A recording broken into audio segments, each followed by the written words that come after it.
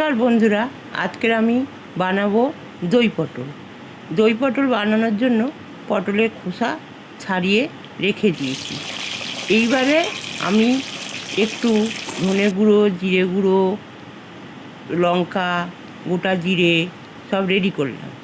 তারপরে আমি কড়াই তেল দিয়ে পটলগুলোকে ভেজে তুলে নিলাম। ওই পটলের তেলে শুকনো লঙ্কা আর গোটা জিরে ফোড়ন দিলাম, তেজপাতা ফোড়ন দিলাম।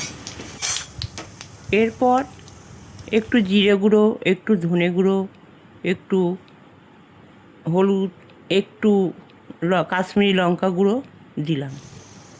দিয়ে মশলাটা ভালো করে কষিয়ে নিয়ে তাতে আগে থেকে তৈরি করা দুধ দিয়ে দিলাম।